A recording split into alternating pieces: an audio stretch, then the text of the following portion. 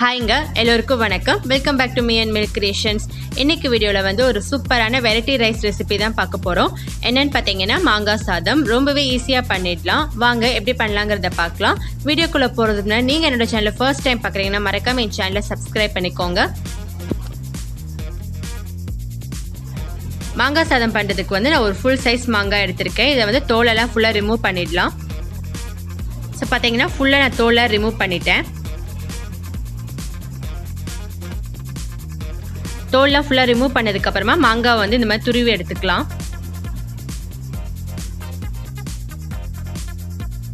So அந்த மாங்காய் ஃபுல்லாகவே நான் துருவி எடுத்து வச்சுருக்கேன். இப்போ வந்து ஒரு பேன் எடுத்துக்கோங்க. பேன் நல்லா சூடானதுக்கப்புறமா நல்லெண்ணெய் சேர்த்துக்கோங்க. இதுக்கு பார்த்தீங்கன்னா மாங்காய் சாத்துக்கு நல்லெண்ணெய் சேர்த்தா தான் டேஸ்ட் நல்லாயிருக்கும்.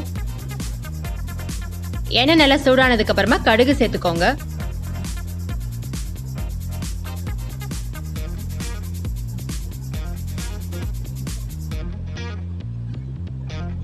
கடுகு வெடிச்சதுக்கு அப்புறமா கொஞ்சமா நிலக்கடலை சேர்த்துக்கோங்க.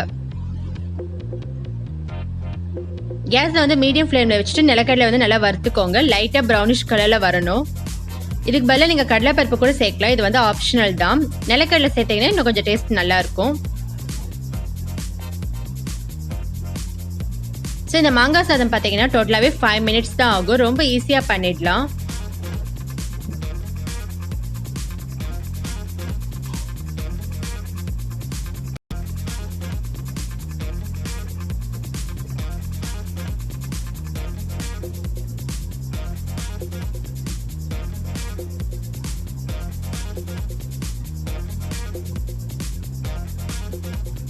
வாசனைக்காக பெருங்காயம் பொடி சேர்த்துக்கோங்க.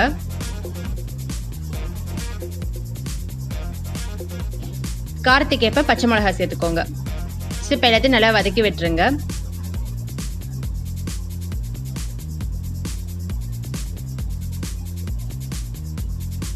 கலருக்காக மஞ்சள் பொடி ஆட் பண்ணிக்கோங்க.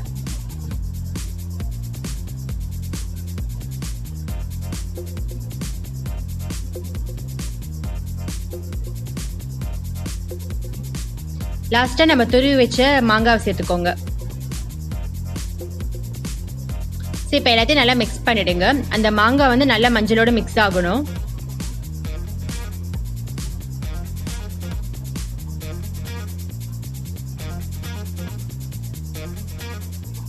தேவைக்கேற்ப சால்ட் சேர்த்துக்கோங்க.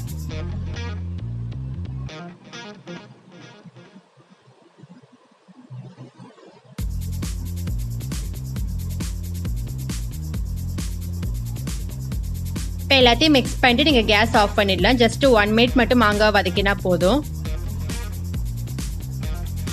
1 மினிட் நல்லா வதக்கினதுக்கு அப்புறமா கேஸ் ஆஃப் பண்ணிடுங்க.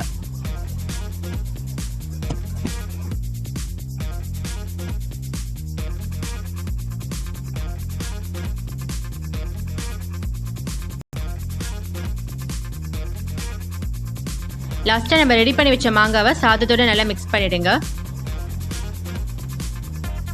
ஸோ அவ்வளோதான், சிம்பிளாக முடிஞ்சிடுச்சு. ஈஸியான மாங்காய் சாதம் ரெடி.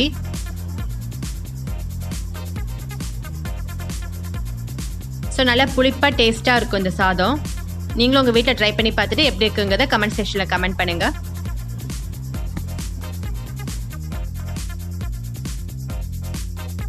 இந்த வீடியோ உங்களுக்கு பிடிச்சிருந்தா லைக் பண்ணுங்கள், கமெண்ட் பண்ணுங்கள், ஷேர் பண்ணுங்கள். மறக்காமல் என் சேனலுக்கு சப்ஸ்கிரைப் பண்ணுங்கள். தேங்க்யூ ஃபார் வாட்சிங்.